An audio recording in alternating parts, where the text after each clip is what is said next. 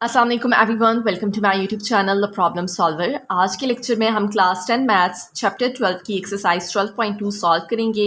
Chapter number 12 है basic statistics और new book है national book foundation. So exercise start करने से पहले हम एक टॉपिक डिस्कस करेंगे, कोरिलेशन।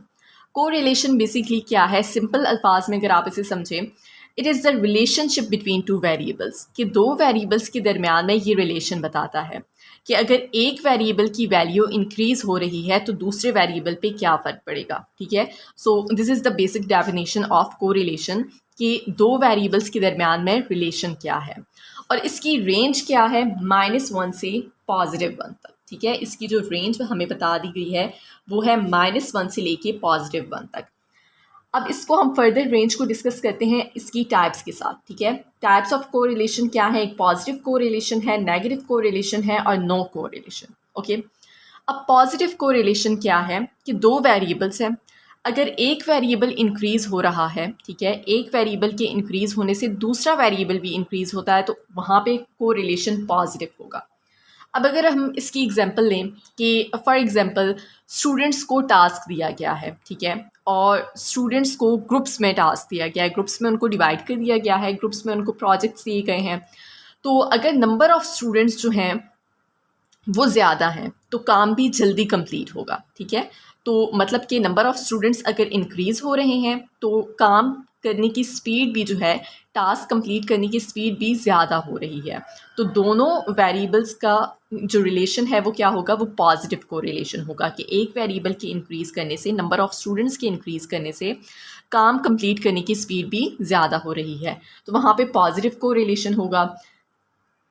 इसी तरह अगर हम एक और कॉमन सी एग्जांपल लें कि फॉर एग्जांपल आपने एक पेन ख़रीदा है, उसकी प्राइस 20 रुपीज़ है, 15 रुपीज़ है। जैसे जैसे आप नंबर ऑफ़ पेन ज़्यादा इंक्रीज़ करेंगे, ख़रीदेंगे, 10 पेन ख़रीदेंगे तो प्राइस भी इंक्रीज़ हो जाएगी। ठीक है, तो इसका क्या मतलब है कि जब आप नंबर ऑफ़ पेन ज़्यादा ख़रीद रहे हैं तो प्राइस भी इंक्रीज़ हो रही है। दोनों वेरिएबल्स जो है वो, एक वेरिएबल इंक्रीज़ हो रहा है तो दूसरा वेरिएबल की वैल्यू भी इंक्रीज़ होती जा रही है, तो वहाँ पे पॉजिटिव कोरिलेशन होगा। आई होप कि ये चीज़ आपको समझ आ चुकी है। तो पॉजिटिव रिलेशन कोरिलेशन कब होगा, जब स्ट्रॉन्ग पॉजिटिव कोरिलेशन होता है ना, तब वैल्यू +1 होती है। ठीक है, लेकिन 0 से अबव, ठीक है, 0 से अबव 1 तक जब भी आपके पास वैल्यू होगी वो पॉजिटिव कोरिलेशन होगा। नेगेटिव कोरिलेशन कब होता है, जब एक वेरिएबल के इंक्रीज़ होने से दूसरा वेरिएबल की वैल्यू जो है वो डिक्रीज़ हो जाए। ठीक है, तब भी दो वेरिएबल्स के दरमियान ही रिलेशन है, लेकिन एक वेरिएबल इंक्रीज़ हो रहा है तो दूसरे वेरिएबल की वैल्यू डिक्रीज़ हो रही है, तब हमारे पास नेगेटिव कोरिलेशन होता है। फॉर एग्ज़ाम्पल अगर आप कहीं जा रहे हैं, ठीक है, ट्रैवल कर रहे हैं, अगर आप कार की स्पीड इंक्रीज़ करते जाएंगे तो डिस्टेंस क्या होगा, कम होता जाएगा।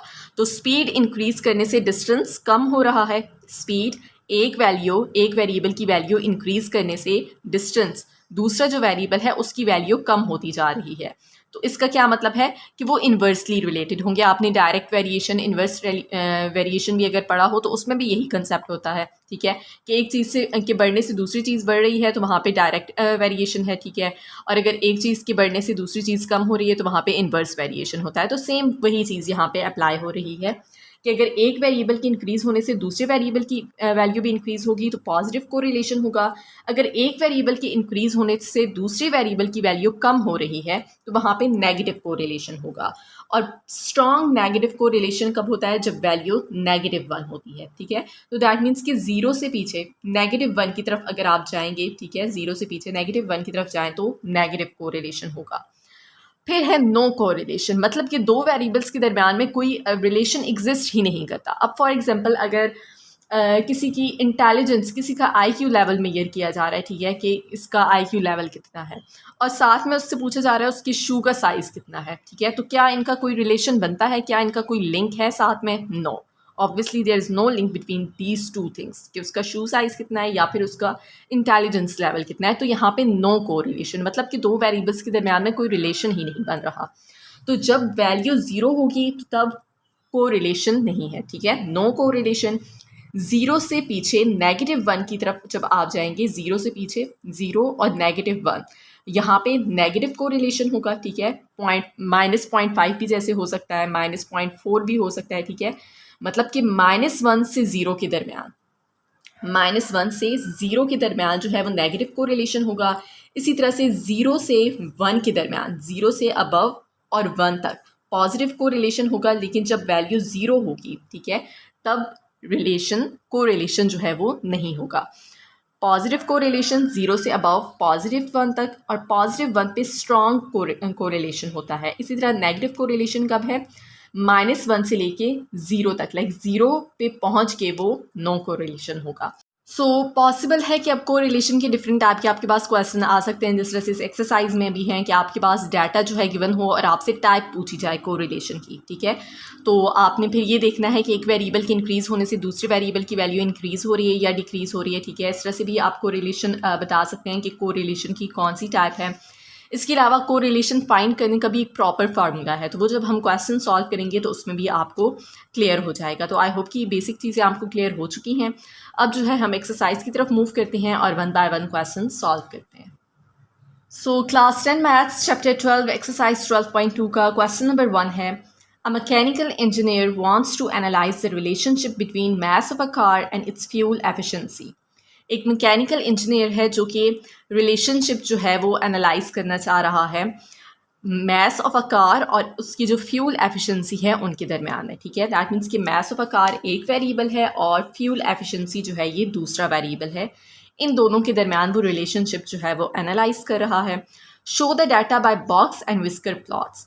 ये डाटा हमें प्रोवाइड कर दिया गया है, इसे हम बॉक्स एंड विस्कर प्लॉट से पहले तो रिप्रेजेंट करेंगे। ये चीज़ न्यू है, तो ये अभी हम डिस्कस करेंगे, इस क्वेश्चन में सॉल्व करेंगे। बहुत ईजी है, तो आपको क्लियर हो जाएगा, ठीक है। सबसे पहले हम डाटा डिस्कस कर लेते हैं कि यहाँ पे आपके पास वेरिएबल्स गिवन है, ठीक है। मास ऑफ अ कार और फ्यूल एफिशिएंसी किलोमीटर पर लीटर के लिहाज से ये गिवन है, और यहाँ पे मास जो है मिनिमम और मैक्सिमम वैल्यूज़ हमें बता दी गई हैं, ठीक है। कि मिनिमम और मैक्सिमम, दैट मीन्स कि ये मास जो है 1100 है, Q1, ठीक है, फर्स्ट क्वार्टाइल 1200 है, मीडियन आपको मालूम है कि जब क्वार्टाइल्स की बात हो रही है तो मीडियन Q2 को भी कहा जाएगा, सेकंड क्वार्टाइल को मीडियन भी कहा जाता है। ये चीज़ हमने पिछली एक्सरसाइज में 12.2 में बहुत डिटेल में डिस्कस किए हैं। इसके अलावा थर्ड क्वार्टाइल 1700 है, और मिनिमम या मैक्सिमम, मतलब कि ये मिनिमम वैल्यू थी 1100, तो यहाँ पे ये मैक्सिमम वैल्यू है 2000। इसी तरह से अगर फ्यूल एफिशिएंसी की बात की जाए तो यहाँ पे 24 है, 20, 14, 12 एंड 10, दैट मीन्स कि ये अब मैक्सिमम वैल्यू है 24। अब इसके अकॉर्डिंग ये Q1 नहीं होगा, ठीक है। मैक्सिमम से पीछे फिर क्या हो जाएगा? क्वार्टाइल 3 हो जाएगा, ओके। तो यहाँ पे हम ये मेंशन कर लेते हैं इस तरह से Q3, ठीक है। ये थर्ड क्वार्टाइल है। अब आपको मालूम है ना कि फर्स्ट क्वार्टाइल क्या होता है, जो फर्स्ट 25% को रिप्रेजेंट करता है, ठीक है। फिर इसी तरह से मीडियन 50% को रिप्रेजेंट करेगा, थर्ड क्वार्टाइल 75% को रिप्रेजेंट करेगा। तो अगर यहाँ पे देखें मैथ्स की बात करें तो फर्स्ट क्वार्टाइल 1200 है और थर्ड क्वार्टाइल 1700 है, तो ये दैट मीन्स की वैल्यू इंक्रीज़ हो रही है। फर्स्ट क्वार्टाइल 25% है अगर, तो फिर थर्ड क्वार्टाइल में वैल्यू इंक्रीज़ हो रही है 75%। तो इसी तरह से अगर आप फ्यूल एफिशिएंसी को देखें तो यहाँ पे 24 है, ये 20 और फिर ये 12 है, तो दैट मीन्स कि ये थर्ड क्वार्टाइल है, मीडियन है ये, और ये 12 जो है यहाँ पे हम मेंशन कर लेते हैं कि Q1 ये फर्स्ट क्वार्टाइल होगा। जिस तरह से यहाँ पे मिनिमम और मैक्सिमम लिखा हुआ है, मैस यहाँ पे मिनिमम है और फ्यूल एफिशिएंसी यहाँ पे मैक्सिमम है। इसी तरह से यहाँ पे 2000 मैस जो है वो मैक्सिमम है और मिनिमम फ्यूल एफिशिएंसी मिनिमम है। तो इसी तरह से यहाँ पे ये जो मैस की बात हो रही है ये फर्स्ट क्वार्टाइल है, यहाँ पे ये थर्ड क्वार्टाइल है, और अगर फ्यूल एफिशिएंसी की बात की जाए तो ये थर्ड क्वार्टाइल है और फिर ये 12 ऑब्वियसली 20 से छोटी वैल्यू है, तो ये फर्स्ट क्वार्टाइल है, और मीडियन तो दरमियान में ही है, ठीक है, सेकंड क्वार्टाइल। तो आई होप कि डाटा तो आपको क्लियर हो चुका है। अब सबसे पहले हमने क्या करना है, इस डाटा को रिप्रेजेंट करना है by box and whisker plots. इसके अलावा भी इस क्वेश्चन के 3 पार्ट्स हैं, तो वो फिर हम नेक्स्ट सॉल्व करते हैं। सबसे पहले हम डाटा को रिप्रेजेंट करते हैं।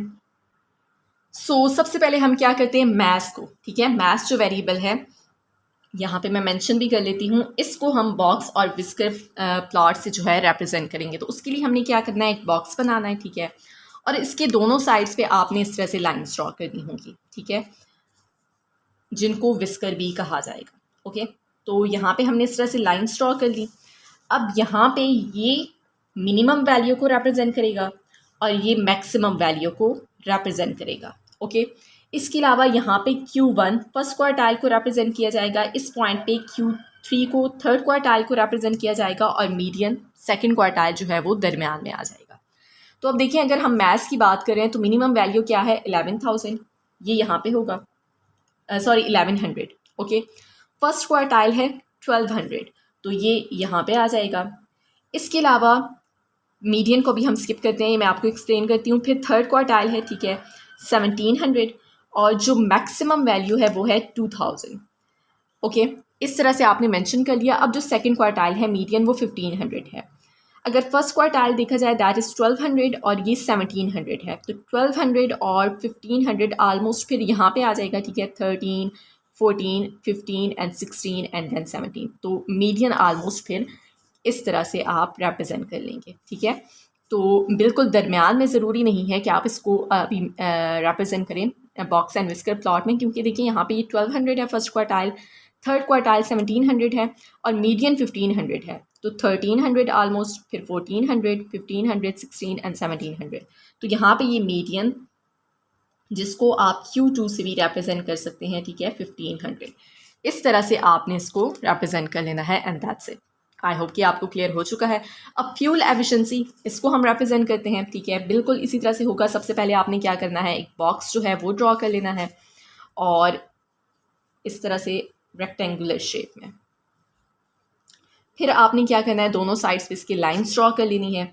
लेफ़्ट साइड पे मिनिमम वैल्यू रिप्रेजेंट की जाएगी और राइट साइड पे लेफ़्ट साइड पे मिनिमम और राइट साइड पे मैक्सिमम वैल्यू। सो अब यहाँ पे मिनिमम वैल्यू, अब फ्यूल एफिशिएंसी, इसको हम रिप्रेजेंट कर रहे हैं, ठीक है, फ्यूल एफिशिएंसी को, जो कि किलोमीटर पर लीटर के लिहाज से हमारे पास गिवन है। यहाँ पे मिनिमम वैल्यू होगी, तो मिनिमम वैल्यू क्या है, 10। यहाँ पे फर्स्ट क्वार्टाइल होगा, अब फर्स्ट क्वार्टाइल क्या है, 12, और इसके बाद थर्ड क्वार्टाइल को आप सबसे पहले लिख लें, ठीक है, यहाँ पे 20, और मैक्सिमम वैल्यू है 24। तो मीडियन है अब 14।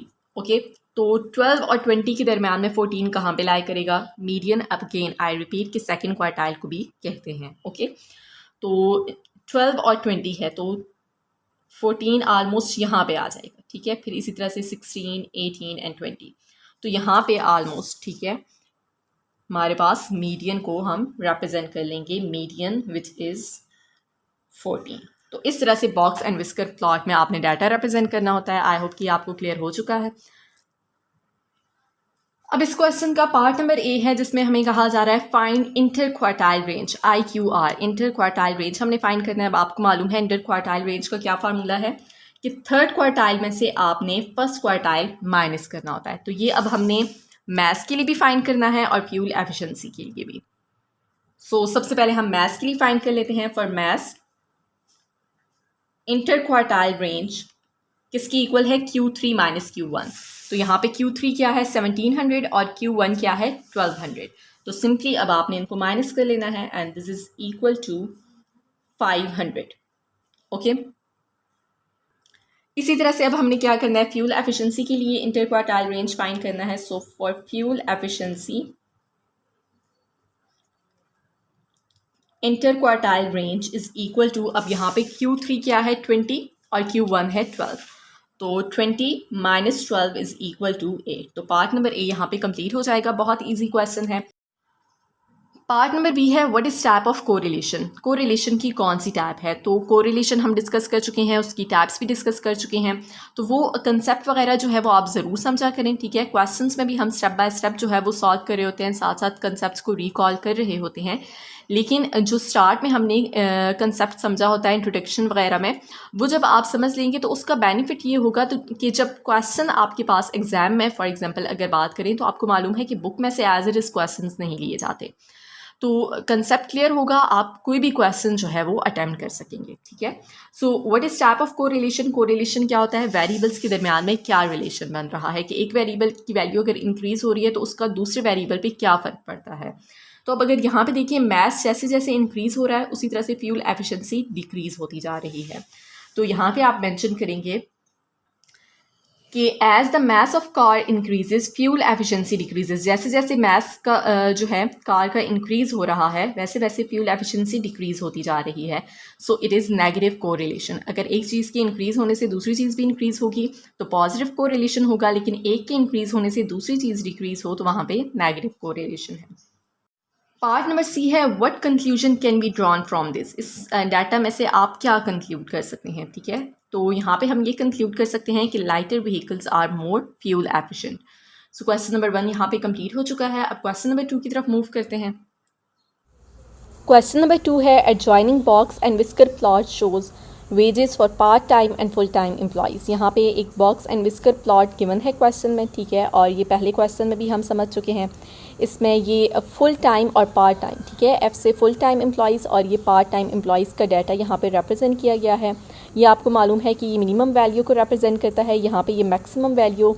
ये आपके पास एक पूरी रेक्टेंगल शेप है, ठीक है, यहाँ पे एक लाइन मिसिंग है, ठीक है। जिस तरह से ये रेक्टेंगुलर बॉक्स एक आपके पास बना हुआ है, सो ये भी आपके पास एक कंप्लीट रेक्टेंगल है। ये फर्स्ट क्वार्टाइल को शो करेगा, यहाँ पे ये मीडियन है और ये थर्ड क्वार्टाइल। इसी तरह से पार्ट टाइम एम्प्लॉयज़ के लिए भी ये मिनिमम वैल्यू है, ये फर्स्ट क्वार्टाइल है, ये मीडियन, थर्ड क्वार्टाइल और ये मैक्सिमम वैल्यू, और यहाँ पे ये वैल्यूज़ गिवन है, ठीक है। अब इस क्वेश्चन के जो बुक में आंसर है वहाँ पे थोड़ा बहुत मिस्टेक्स हैं, एरर्स हैं, लेकिन इसीलिए यहाँ से ही जो आपके पास बुक में ही क्वेश्चन है ना, वहीं से मैं रिकॉर्ड कर रही हूँ ताकि आप देख सकें और आपको क्लियर हो जाएगा कि जो आपके पास वैल्यूज़ हैं आप यहीं, आपको मेथड क्लियर होना चाहिए बेसिकली। तो आपको समझ आनी चाहिए कि किस तरह से आपने डाटा एक्सट्रैक्ट करना है, क्वेश्चन के आंसर्स देने हैं, ठीक है। तो मे बी बुक में न्यू बुक है सो वहाँ पे एरर हो सकते हैं। सो सबसे पहला पार्ट है what is the amount of median wages paid to full time employees. Full time employees का मीडियन हमने फाइंड करना है, ठीक है। तो ये फुल टाइम एम्प्लॉयज़ का मीडियन अगर आप यहाँ से देखें, ठीक है, तो ये 800 है, ठीक है। So this is 800। What are the minimum and maximum wages paid to part time employees. Part time employees का मिनिमम और मैक्सिमम वेजेस हमने फाइंड करने हैं। तो यहाँ पे अगर आप देखें इसका पार्ट टाइम एम्प्लॉयज़ का मिनिमम वैल्यू क्या है, 200। इसी तरह से मैक्सिमम वैल्यू क्या है, 1000। अच्छा, यहाँ पे ये 100 लिखा हुआ है, ये भी एरर है। अब देखिए 100, 200 एंड सो ऑन, फिर 900 के बाद 1000 होना चाहिए, राइट। तो मैक्सिमम वैल्यू जो है ये 1000 होगी। What is inter quartile range for the data set of full time employees. Full time employees का जो हमारे पास डाटा है उसको हमने इंटर क्वार्टाइल रेंज फाइंड करना है। इंटर क्वार्टाइल रेंज आपको मालूम है किसकी इक्वल होता है, Q3 माइनस Q1 के। तो ये फुल टाइम एम्प्लॉयज़ का जो डाटा है इसमें Q3 कहाँ पे है, ये, ठीक है। सो अगर यहाँ पे आप देखें ये 1000 है और Q1 क्या है, ये 500 है, ठीक है। अगर आप यहाँ पे डाटा देखें सो Q3 माइनस Q1 क्या हो जाएगा, 1000 minus 500 which is equal to 500। Part D है what is IQR for the data set of part time employees. अब इंटर क्वार्टाइल रेंज हमने फाइंड करना है पार्ट टाइम एम्प्लॉयज़ का जो डाटा है उसके लिए, तो सेम वही फार्मूला होगा Q3 माइनस Q1। अब इसमें Q3 क्या है, यहाँ पे आप देख सकते हैं दिस इज़ आलमोस्ट 800, ठीक है, क्योंकि अगर यहाँ से आप एक्सटेंड करें यहाँ से लाएँ तो ये 800 को ही शो कर रहा है। और इसी तरह से Q1 जो है ये 400 है, तो 800 माइनस 400 इज़ इक्वल टू 400। अब ये डाटा भी इस तरह से गिवन है कि बिल्कुल एग्जैक्ट देखें, अब यहाँ पे हमें क्लियर नहीं हो रहा, पॉसिबल है कि ये 750 हो, ठीक है, लेकिन अब जहाँ पे हमारे पास जो वैल्यूज़ गिवन है 700 और 800, तो ये अप्रॉक्सीमेटली Q3 800 ही है, ओके। सो इस तरह से ये पार्ट नंबर डी की भी वैल्यू आ जाएगी। पार्ट नंबर ई है व्हाट टाइप ऑफ को relation is observed in both data sets.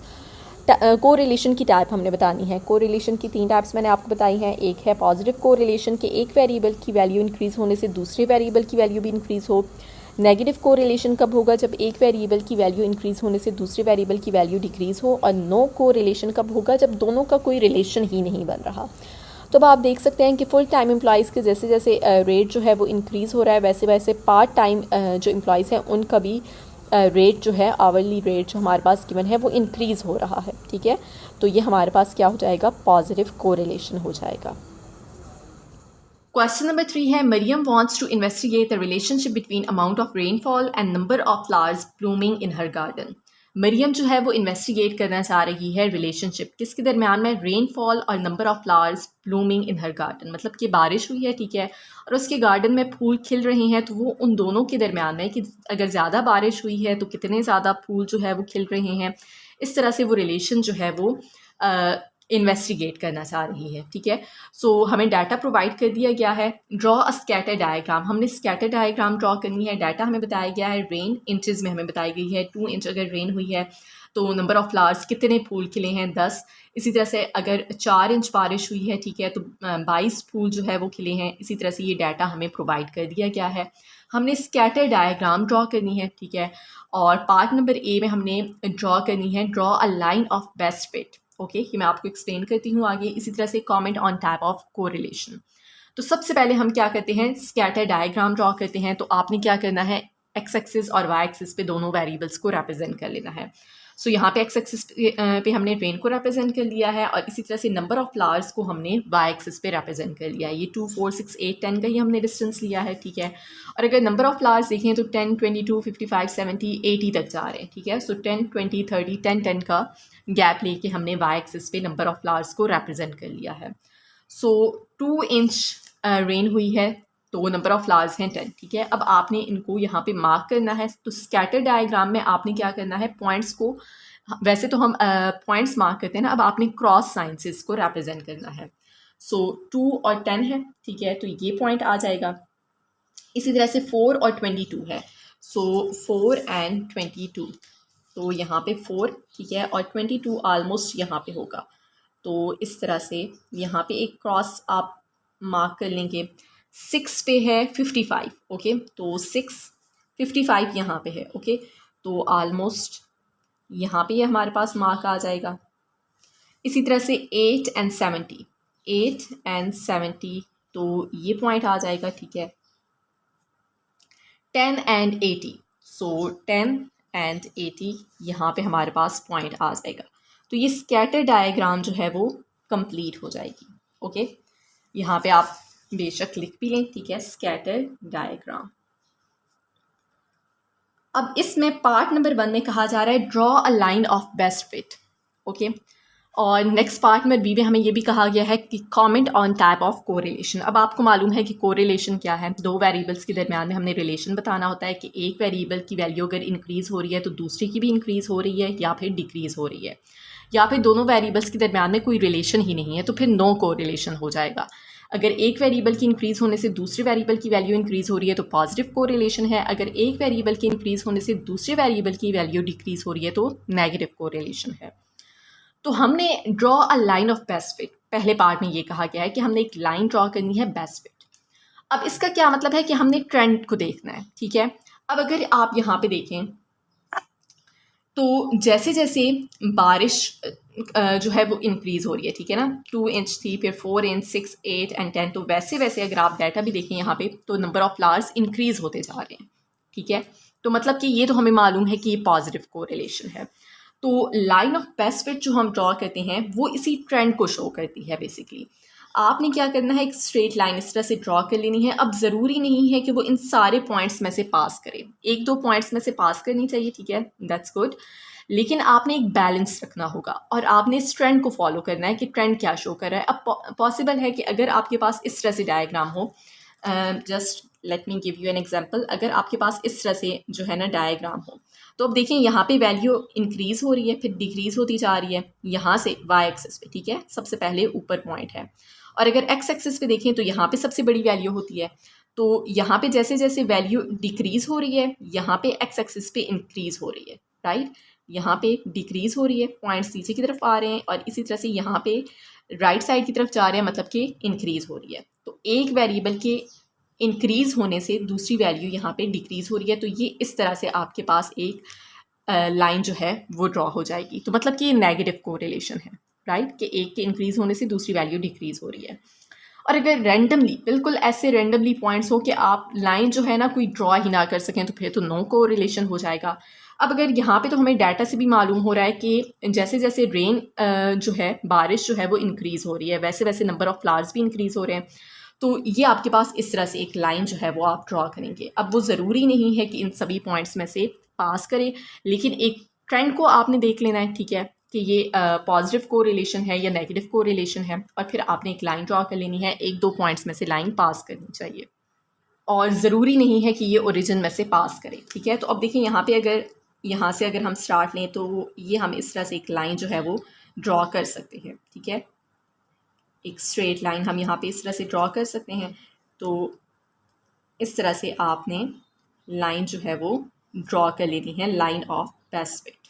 Okay, so I hope कि ये आपको क्लियर हो चुका है।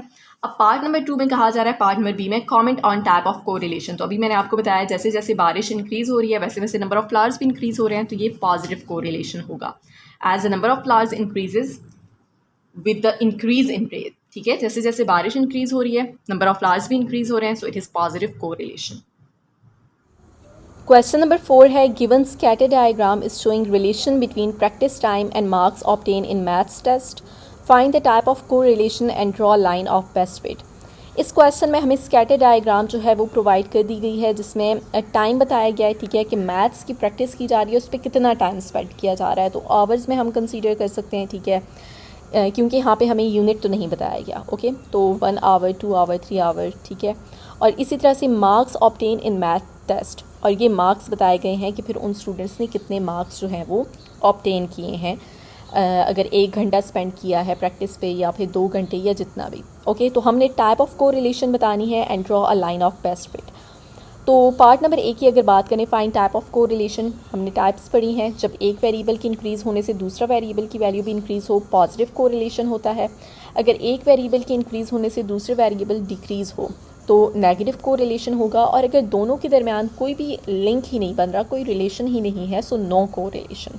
तो अब ये तो हमें मालूम है कि टाइम जब स्पेंड किया जाएगा तो मार्क्स भी, लाइक जनरली क्या होता है कि जब ज़्यादा आप प्रैक्टिस करेंगे तो मैथ्स में मार्क्स भी आप ज़्यादा स्कोर करेंगे। ठीक है, तो लिंक तो है इनके दरमियान में। अब यहाँ पे अगर हम डाटा को ऑब्जर्व करते हैं तो जिस स्टूडेंट ने 1 घंटा स्पेंड किया उसने आलमोस्ट 28 या 25 मार्क्स लिए हैं। जिसने 2 घंटे स्पेंड किए हैं उसने 33 आलमोस्ट मार्क्स लिए हैं। लेकिन अगर यहाँ पे देखें, जिसने 1.5 आवर्स स्पेंड किया है उसने 45 मार्क्स लिए हैं। ठीक है, इसी तरह से जिसने 2 एंड आलमोस्ट 3 आवर्स, ठीक है, स्पेंड किए हैं उसने 50 के अराउंड मार्क्स लिए हैं। जिसने 4 आवर्स स्पेंड किए हैं प्रैक्टिस पे उसने भी 50 मार्क्स लिए हैं, या 55 से थोड़े से ज़्यादा हैं।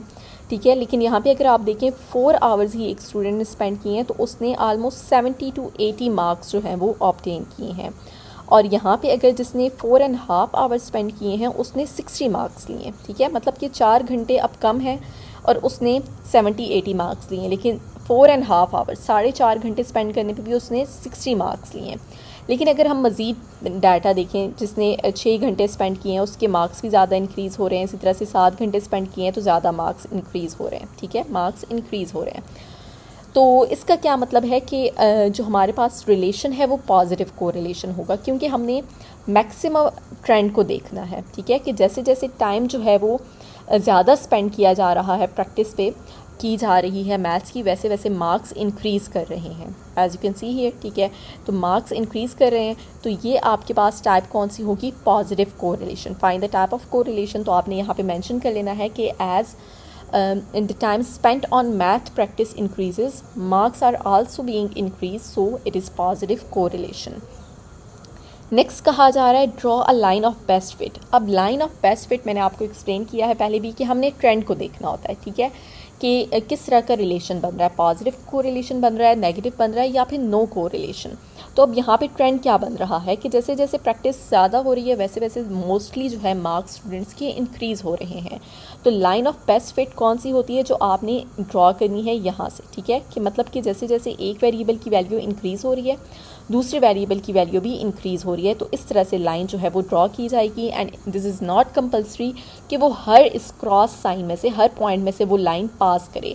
जनरली किस तरह से लाइन ड्रॉ की जाएगी? एक लाइन ड्रॉ की जाएगी कि कुछ पॉइंट्स एक साइड पे आ जाए, मतलब कि, और कुछ पॉइंट्स जो है ना ये दूसरे साइड पे आ जाए, जो ट्रेंड को शो करे बेसिकली। और ये मैंने आपको पिछले क्वेश्चन में भी एक्सप्लेन किया है, अगर एक वेरिएबल इंक्रीज़ हो रहा होता, ठीक है, और दूसरा डिक्रीज़, तो फिर वो इस तरह से लाइन जो है हम ड्रॉ करते, वो नेगेटिव कोरिलेशन को शो करती। और अगर पॉइंट्स इस तरह से स्कैटर किए जाएं कि उनके दरमियान में कोई मतलब लाइन आप ड्रॉ ही ना कर सकें, तो फिर वो नो कोरिलेशन हो जाएगा। तो यहाँ पे अब इस तरह से आप एक स्ट्रेट लाइन जो है वो ड्रॉ कर सकते हैं। सो इस तरह से आपने लाइन ऑफ बेस्ट फिट जो है वो ड्रॉ कर लेनी है। अब ज़रूरी नहीं है कि ये सारे पॉइंट्स में से पास करें, ठीक है, बट ये जनरल ट्रेंड को शो कर रही है कि जैसे जैसे स्टूडेंट्स ने ज़्यादा टाइम स्पेंड किया है मैथ्स की प्रैक्टिस के लिए, वैसे स्टूडेंट्स ने मार्क्स भी ज़्यादा ही ऑब्टेन किए हैं। एक दो केसेस में ऐसा है कि टाइम ज़्यादा स्पेंड किया गया है बट मार्क्स जो हैं वो थोड़े कम हैं, ठीक है। बट ट्रेंड हमने देखना होता है, लाइन ऑफ बेस्ट फिट क्या होती है कि ट्रेंड हमने शो करना होता है, तो वो यही है कि ज़्यादा प्रैक्टिस से ज़्यादा मार्क्स जो हैं वो स्टूडेंट्स ने लिए हैं। सो आई होप कि ये क्वेश्चन आपको क्लियर हो चुका है। अब नेक्स्ट क्वेश्चन की तरफ मूव करते हैं। क्वेश्चन नंबर 5 है, draw a scatter diagram for data showing the relationship between amount of pollution measured in AQI and number of sick days reported by locality. यहाँ पे हमें एक डाटा प्रोवाइड किया गया है, ठीक है, पॉल्यूशन लेवल का, जो कि AQI एयर क्वालिटी इंडेक्स, ठीक है, यूनिट में मेजर किया गया है। और इसके अलावा नंबर ऑफ सिक डेज हमें बताए गए हैं कि जैसे जैसे पॉल्यूशन लेवल इंक्रीज़ हो रहा है तो नंबर ऑफ सिक डेज़ हमें बताए गए हैं वो इंक्रीज़ हो रही हैं या डिक्रीज़ हो रहे हैं उस डाटा के अकॉर्डिंग, ठीक है। सो दो कॉलम्स हमें यहाँ पे दे दिए गए हैं, AQI पॉल्यूशन लेवल का और नंबर ऑफ सिक डेज़। हमने स्कैटर डायग्राम जो है वो ड्रॉ करनी है और इसके अलावा find the correlation and what does this suggest, ठीक है। और इसके अलावा हमने कोरिलेशन अब फाइंड भी करना है, मतलब कि फार्मूला यूज़ करते हुए। तो सबसे पहले हम स्कैटर डायग्राम जो है वो ड्रॉ करते हैं, उसके बाद हम कोरिलेशन की बात करेंगे फार्मूला को यूज़ करते हुए, फिर हम वो सॉल्व करते हैं। तो यहाँ पे सबसे पहले हमने क्या करना है कि दोनों वेरिएबल्स को यहाँ पे रिप्रेजेंट कर लेना है। एक्स एक्सिस पे AQI को रिप्रेजेंट कर लिया है और वाई एक्सिस पे नंबर ऑफ सिक डेज को, ठीक है। तो स्कैटर डायग्राम हमने ड्रॉ करनी है। सो जब आपके पास AQI जो है पॉल्यूशन लेवल 20 है तो नंबर ऑफ सिक डेज 5 है, ओके। सो 20 पॉल्यूशन लेवल है और नंबर ऑफ सिक डेज 5 है, तो 5 ऑलमोस्ट यहाँ पे होगा, ठीक है, और ये 20, तो ये हमारे पास आ जाएगा पॉइंट, ठीक है। क्रॉस में हम इसको रिप्रेजेंट करेंगे। इसी तरह से 40 पे हमारे पास है 18 नंबर ऑफ सिक डेज, 40 और ये ऑलमोस्ट 40 यहाँ पे है, ठीक है, और 18 ऑलमोस्ट यहाँ पे आ जाएगा, ओके। इसी तरह से 60 पे 25 है, 60, अब 20 यहाँ पे है तो 25 ऑलमोस्ट यहाँ पे होगा, 60 पे 25 नंबर ऑफ सिक डेज हैं। और 80 पे 80 और 40 यहाँ पे है, ठीक है। सो 80 AQI लेवल पे जो है वो 40 सिक डेज हैं। इसके अलावा 100 पे 60 हैं, 160, फिर उसके बाद 120, ओके 120 भी है। सो यहाँ पे मैंने 100 तक ही मार्क किया हुआ था, ओके। 120 पे हमारे पास नंबर ऑफ सिक डेज हैं 80, ठीक है। सो 120 पे ये ऑलमोस्ट हमारे पास ये पॉइंट आ जाएगा, ठीक है। इसी तरह से नेक्स्ट है 10 AQI लेवल पे, पॉल्यूशन लेवल पे 3 सिक डेज हैं, तो अब 20 यहाँ पे है, 10 ऑलमोस्ट यहाँ पे होगा और 3 ऑलमोस्ट यहाँ पे, ठीक है। सो ये पॉइंट आ जाएगा। इसी तरह से 30 और 15 है, 30 AQI और 15, तो 30 ये होगा पॉइंट, ठीक है, और 15 ऑलमोस्ट ये, सो यहाँ पे। इसी तरह से 50 और 20 है, तो 50 ये होगा और 20 यहाँ पे है, सो ये पॉइंट। और 70 और 27, तो 70 यहाँ पे होगा और 27 ऑलमोस्ट यहाँ पे, ठीक है। सो ये हमारे पास यहाँ पे पॉइंट आ जाएगा। सो स्कैटर डायग्राम यहाँ पे कंप्लीट हो चुकी है। यहाँ पे लाइन ऑफ बेस्ट फिट जो है वो ड्रॉ करने का नहीं कहा गया, ठीक है। अगर वो मेंशन होगा तो वो आपने ड्रॉ कर लेनी है, वो मैं आपको एक्सप्लेन भी कर देती हूँ जिस तरह से पिछले क्वेश्चंस में भी हमने किया। देखिए, अगर आप पोल्यूशन लेवल को देखें, जैसे जैसे पोल्यूशन लेवल इंक्रीज़ हो रहा है नंबर ऑफ सिक डेज भी इंक्रीज़ होते जा रहे हैं, तो लाइन ऑफ बेस्ट फिट फिर इसी तरह से ड्रॉ होगी, ठीक है। अगर एक वेरिएबल के इंक्रीज़ होने से दूसरा वेरिएबल डिक्रीज़ हो, ठीक है, फॉर एग्जांपल हमारे पास यहाँ से पॉइंट होता, फिर ये और इस तरह से, तो फिर इस तरह से लाइन ड्रॉ होती जो कि नेगेटिव कोरिलेशन को शो करता। लेकिन अब आप देख सकते हैं कि AQI जो है वो जैसे जैसे इंक्रीज़ हो रहा है वैसे वैसे नंबर ऑफ सिक डेज भी इंक्रीज़ हो रहे हैं, तो हमें ये चीज़ मालूम हो रही है कि ये पॉजिटिव कोरिलेशन है। ट्रेंड क्या शो कर रहा है कि ये लाइन ऑफ बेस्ट फिट इस तरह से ड्रॉ होगी और ये पॉजिटिव कोरिलेशन है, ठीक है। आई होप कि ये चीज़ आपको क्लियर हो चुकी है। अब जो है हमने नेक्स्ट फाइंड करना है कोरिलेशन, तो वो हम फाइंड आउट करते हैं। सो अब हमने फाइंड आउट करना है कोरिलेशन। कोरिलेशन का फार्मूला क्या है? Summation of xi minus x bar multiply by yi minus y bar divided by square root of summation of xi minus x bar whole square multiply by summation of yi minus y bar whole square. सबसे पहले तो आपने इस formula को देख लेना है, ठीक है।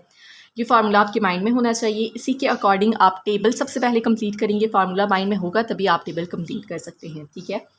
तो अब यहाँ पे क्या मतलब है इसका कि आपने एक तो एक्स आई आपको मालूम होना चाहिए, ठीक है। तो ये हमारे पास ए क्यू आई पोल्यूशन लेवल जो है इसको हम एक्स आई, ठीक है, एक्स इंडिविजुअल मतलब कि एक वेरिएबल है एक्स, तो ये एक्स आई हम इसको रिप्रेजेंट कर लेते हैं और नंबर ऑफ सिक डेज को हम वाई आई से रिप्रेजेंट कर लेते हैं, ठीक है।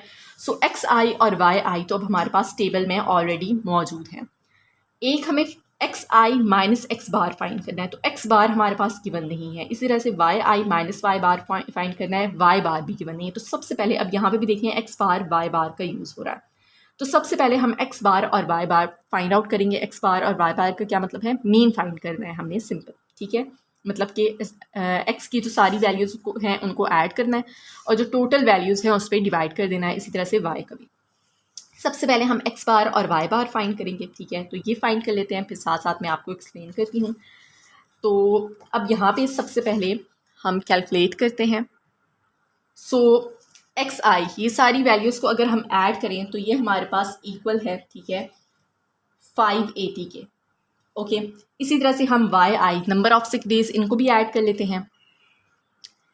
समेशन ऑफ वाई किसकी इक्वल है, यहाँ पे समेशन ऑफ एक्स हम लिख लेते हैं, ठीक है, दिस इज़ 580। और इसी तरह से समेशन ऑफ वाई किसकी इक्वल है, 293 के, ओके। ये हमने फाइंड कर लिया। सबसे पहले हमने क्या करना है, एक्स बार और वाई बार फाइंड करना है क्योंकि ये इस फार्मूला में यूज़ हो रहे हैं, ओके। तो यहाँ पे आपने सबसे पहले ऊपर यही फाइंड कर लेना है क्योंकि यहाँ पे मैंने फार्मूला नोट कर लिया, तो हम यहाँ पे फाइंड कर लेते हैं, ओके। एक्स बार किसकी इक्वल है, summation x divided by n के। तो समेशन एक्स क्या है हमारे पास, 580 डिवाइडेड बाय एन, मतलब कि टोटल वैल्यूज़ कितनी है आपके पास, ये 10 है, ठीक है। सो 10 से हम इसे डिवाइड करेंगे, ये हमारे पास आ जाएगा 58। एक्स बार की क्या वैल्यू है, 58। इसी तरह से वाई बार हम फाइंड करेंगे किस तरह से, समेशन वाई ओवर एन। तो समेशन वाई हमने फाइंड किया है किसकी इक्वल है, 293 के, और एन टोटल वैल्यूज़ कितनी थी, 10। इसे डिवाइड करें तो हमारे पास आ जाएगा 29.3। सबसे पहले हमने ये दो वैल्यूज़ फाइंड करनी है। अब आपने कॉलम में कौन कौन से ऐड करने हैं, अब देखिए summation of these two values, ठीक है। इसका क्या मतलब है कि आपने एक तो कॉलम बनाना है एक्स आई माइनस एक्स बार का। एक्स आई ये है और एक्स बार जो हमने फाइंड किया ना, मतलब कि जो 58 हमने फाइंड किया है एक्स बार, तो 20 में से भी 58 माइनस करेंगे। इसी तरह से ये एक्स आई की वैल्यूज़ है ना, इनमें से 58 माइनस करते जाएंगे, ये कॉलम आ जाएगा वाई आई माइनस वाई बार, ठीक है। ये वाई आई है, वाई बार हमने फाइंड किया है, तो इन सब में से वाई बार हम माइनस करते जाएंगे, ये कॉलम भी आ जाएगा। फिर समेशन ऑफ इन दोनों को मल्टीप्लाई किया जा रहा है और उसका सम लिया जा रहा है, ठीक है। तो मतलब कि इन दोनों कॉलम्स को हम मल्टीप्लाई करेंगे, ठीक है, ये कॉलम आ जाएगा।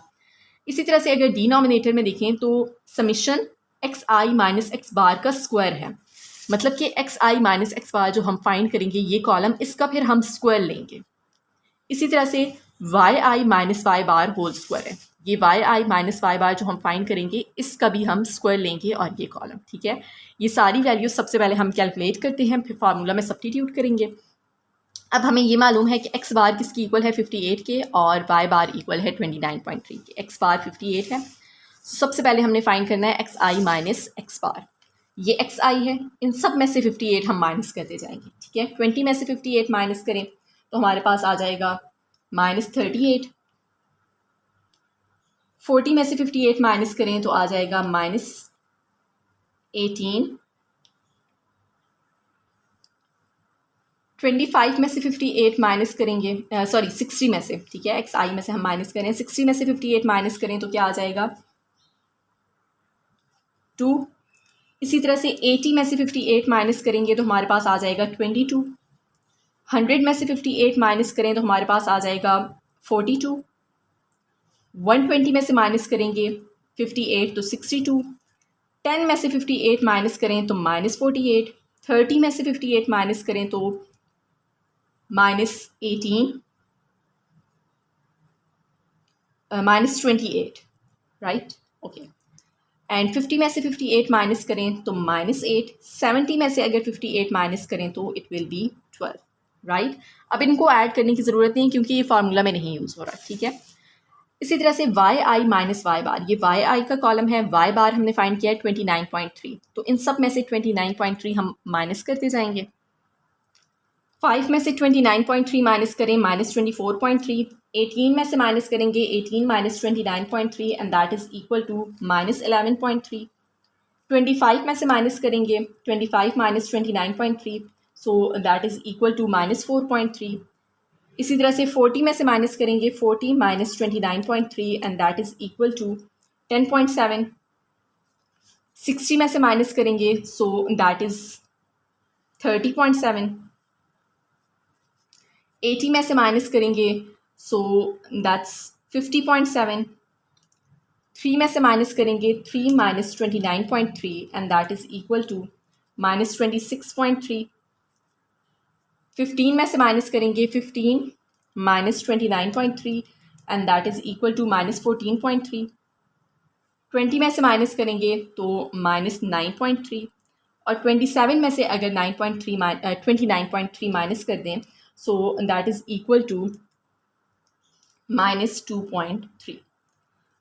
अब आपने क्या करना है, इन दोनों कॉलम्स का प्रोडक्ट लेना है। सो ये कॉलम हमारे पास आ जाएगा जो कि फार्मूला में भी बेसिकली यूज़ हो रहा है। -38 और -24.3 को हम मल्टीप्लाई करेंगे, ठीक है। So that is equal to 923.4। -18 और -11.3 को मल्टीप्लाई करेंगे 203.4, ठीक है। इन दोनों कॉलम्स को हम ऐसे मल्टीप्लाई करते जाएंगे।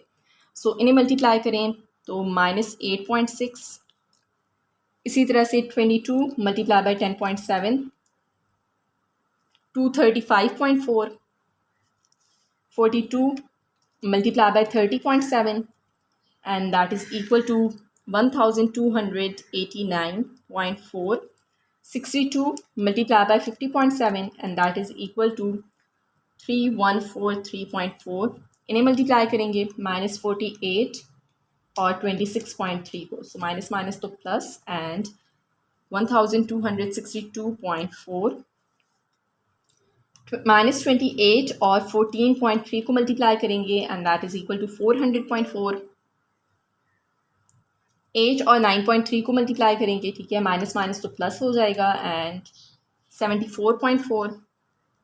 12 और -2.3 को मल्टीप्लाई करेंगे, so minus plus minus and 27.6। अब देखिए इनका सम हमें रिक्वायर्ड है, ठीक है। ये जो कॉलम हमने फाइंड किया ना, समीशन ऑफ दिस, तो इनको अब हमने ऐड कर लेना है क्योंकि ये यहाँ पे फार्मूला में यूज़ होगा। तो सबसे पहले हम इन्हें ऐड कर लेते हैं। सो इनका सम किसकी इक्वल है, summation of x I minus x bar Y I minus Y bar.